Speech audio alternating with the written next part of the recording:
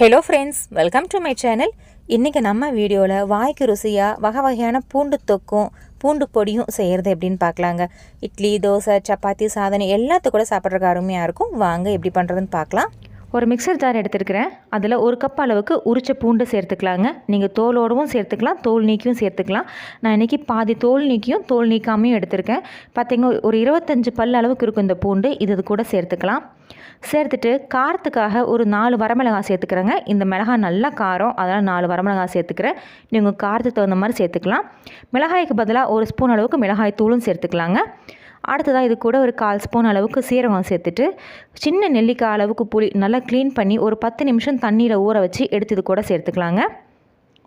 அடுத்ததாக இதுக்கு தேவையான அளவு உப்பு சேர்த்துக்கலாம். சேர்த்துட்டு தண்ணி எதுவும் சேர்க்காமல் பல்ஸ் மோடில் கொரகொரன்னு அரைச்சி எடுத்துக்கணுங்க. நம்ம உரலில் இடித்து எடுத்தோம்னா எந்த அளவுக்கு இருக்குமோ அந்த மாதிரி பல்ஸ் மோடில் கொரகொரப்பாக அரைச்சி எடுத்துக்கணும். ரொம்ப ஃபைன் பேஸ்ட்டாக அரைச்சிடக்கூடாது. இந்த மாதிரி கொரகொரன்னு அரைச்சி எடுத்ததுக்கப்புறமா இது கூட ஒரு 3லேருந்து 4 ஸ்பூன் அளவுக்கு நல்லெண்ணெய் சேர்த்துக்கலாங்க. நல்லெண்ணெய் மட்டுமே சேர்க்கணும், அதுதான் நல்ல சுவையாக இருக்கும்.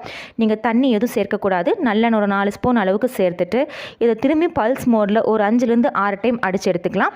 கூடவே ஒரு 1/2 ஸ்பூன் அளவுக்கு நாட்டு சக்கரை, இல்லைன்னா ஒரு சின்ன துண்டு அளவுக்கு வெல்லம். இது கம்ப்ளீட்டாக ஆப்ஷனல் தாங்க, நீங்கள் ஸ்கிப் பண்ணிக்கலாம் வேண்டானா. பாருங்கள், இந்த மாதிரி நல்லா ஃபைன் பேஸ்ட்டாக அரைச்சி எடுத்துக்கணும். நீங்கள் ஃபைன் பேஸ்ட்டாக அரைக்கணுன்றது கம்பல்ஷன் கிடையாதுங்க. உங்கள் விருப்பத்துக்கு இந்த மாதிரி கொரகொரனும் அரைச்சி எடுத்துக்கலாம். எந்த மாதிரி அரைச்சிங்கனாலும் இந்த துவையல் நல்ல டேஸ்ட்டாக இருக்கும். அடுத்ததாக ஸ்டவ்வில் ஒரு தாளிப்பு கரண்டி வச்சு ஒரு 3லேருந்து 4 ஸ்பூன் அளவுக்கு நல்லெண்ணெய் சேர்த்துக்கோங்க. நல்லெண்ணெய் கொஞ்சம் கூடுதலாக சேருங்க, ரொம்ப சுவையாக இருக்கும். ஒரு 1/2 ஸ்பூன் அளவுக்கு கடுகும் ஒரு 1/4 ஸ்பூன் அளவுக்கு சீரகம் சேர்த்துட்டு நல்லா பொரிஞ்சதுக்கப்புறமா 2 வரமிளகாய் கிள்ளி சேர்த்துட்டு கூடவே ஒரு 10 கருவேப்பிலை சேர்த்து கருவேப்பிலையில் நல்லா பொரிஞ்சதுக்கப்புறமா நம்ம அரைச்சி வச்சுருந்த இந்த பூண்டு விழுது இது கூட சேர்த்துக்கலாங்க. இந்த பூண்டு விழுது வந்து நீங்கள் தண்ணி சேர்க்காமல் சேர்த்துனீங்கன்னா ஒரு 3 நிமிஷத்து அளவுக்கு இந்த எண்ணெயில் நல்லா பரட்டி எடுத்திங்கன்னா போதும்.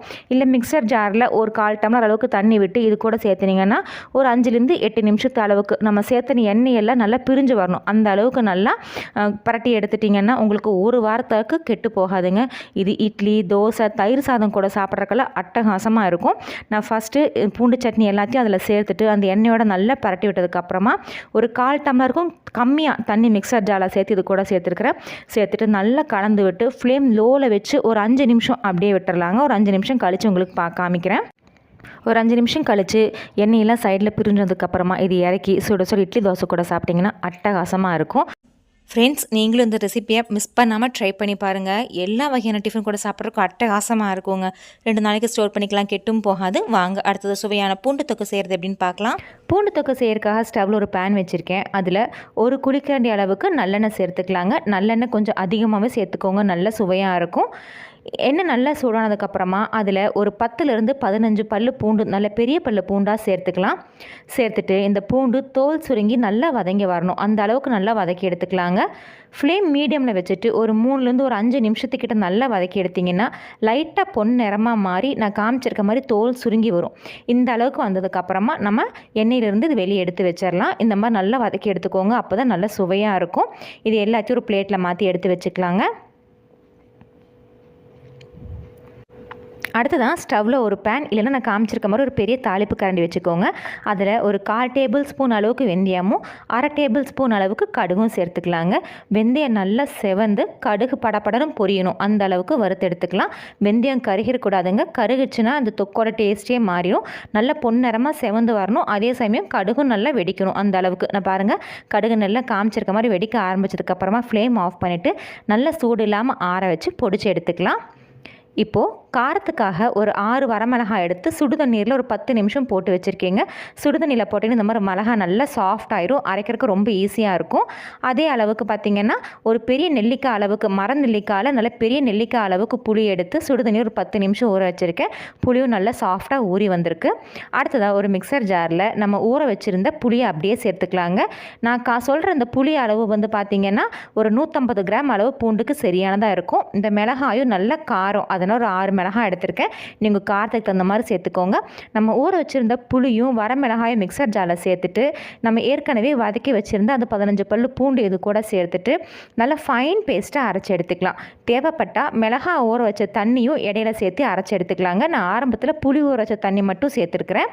நான் அரைக்கும் போது இடையில மிளகாய் ஊற வச்ச தண்ணியும் சேர்த்து அரைச்சிருக்கேங்க. இந்த மாதிரி நல்லா ஃபைன் பேஸ்ட்டாக அரைச்சி எடுத்துக்கணும். அடுத்ததாக ஏற்கனவே பூண்டு வதக்கின அதே எண்ணெயில் திரும்பி ஒரு 100 கிராம் அளவுக்கு பூண்டு சேர்த்துக்கலாங்க. இந்த பூண்டு நல்லா பொன்னிறமாக மாறி தோல் சுருங்கி வரணுங்க. அந்த அளவுக்கு இந்த எண்ணெயில் நல்லா வதக்கி எடுத்துக்கலாம். ரொம்பவும் நிறம் மாறிடக்கூடாதுங்க. லைட்டாக கருகுனா கூட நமக்கு இந்த பூண்டில் கசப்புத்தன்மை வந்து அந்த தொக்கோட டேஸ்ட்டே மாறிடும். அதனால் ஃப்ளேம் நல்லா லோவில் வச்சுட்டு ஒரு 5 நிமிஷத்துக்கிட்ட நான் காமிச்சிருக்க மாதிரி வதக்கி எடுத்திங்கன்னா லைட்டாக இந்த மாதிரி பொன்னிறமாக மாறி தோல் சுருங்கி வரும். இந்த அளவுக்கு நம்ம வதக்கி எடுத்தோம்னா போதுங்க.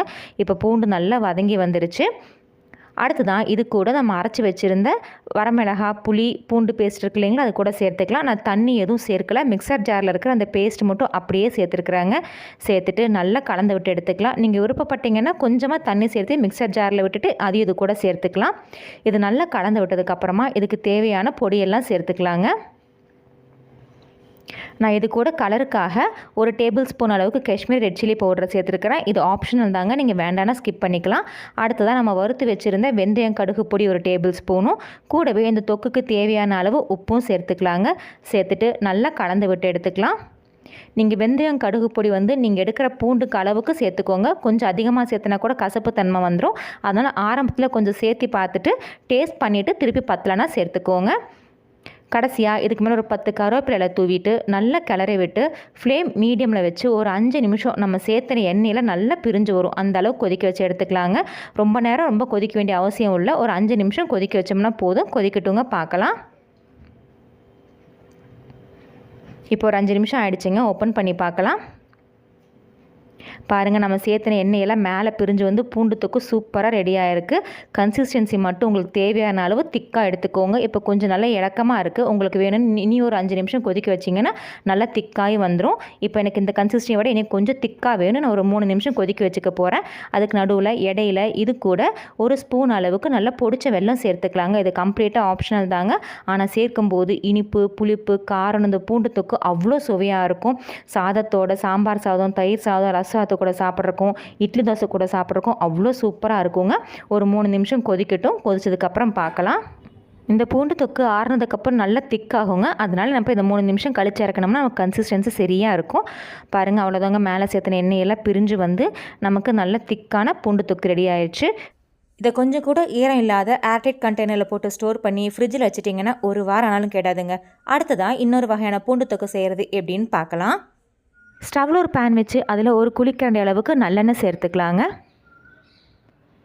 எண்ணெய் நல்லா சூடானதுக்கப்புறமா அதில் ஒரு கப் அளவுக்கு உரிச்ச பூண்டு எடுத்திருக்கேன். நல்ல பெரிய சைஸ் பூண்டாக ஒரு கப் எடுத்துருக்குறேங்க. அது இது கூட சேர்த்துக்கலாம். இப்போ நான் எடுத்துருக்கிற பூண்டு பல்லுக்கு இந்த பூண்டு தொக்கு 2லேருந்து 3 பேர் சாப்பிட்ற அளவுக்கு வரும். இந்த பூண்டை ஒரு 5லேருந்து 8 நிமிஷத்தை முடிக்கும் மீடியம் ஃப்ளேமில் வச்சு நல்லா சாஃப்டாக வெந்து தோல் சுருங்கி வரணும். அந்த அளவுக்கு நல்லா வதக்கி எடுத்துக்கோங்க. பூண்டு எந்த அளவுக்கு நல்லா வதக்குறோமோ அந்த அளவுக்கு இந்த தொக்கு நல்ல சுவையாக இருக்குங்க. பாருங்கள், ஒரு 5 நிமிஷத்துக்கு அப்புறம் இந்த பூண்டு நல்லா சுருங்க ஆரம்பிச்சிருச்சு. அதே மாதிரி நல்லா சாஃப்ட் ஆகிடுச்சு. அடுத்ததான் இது கூட காரத்துக்காக ஒரு 10லேருந்து 15 வரமிளகாய் சேர்த்துக்கலாம். நீங்கள் உங்கள் காரத்துக்கு தகுந்த மாதிரி கூடவோ குறைவோ சேர்த்துக்கோங்க. பூண்டோட காரத்துக்கு ஏற்ப நீங்கள் மிளகாய் சேர்த்துக்கலாம். இந்த மிளகாயை சேர்த்துட்டு ஒரு 2லேருந்து 3 நிமிஷம் நல்லா மொறுன்னு வர அளவுக்கு வதக்கி எடுத்துக்கலாம். இப்போ பாருங்கள், பூண்டு மிளகாய் ரெண்டும் சேர்ந்து நல்லா வதங்கி வந்திருக்கு. இதை ஒரு பிளேட்டில் மாற்றி எடுத்து வச்சுக்கலாங்க. மிளகா நல்லா மொறுன்னு வதங்கிடணுங்க. அந்தளவுக்கு நல்லா வதக்கி எடுத்துக்கலாம்.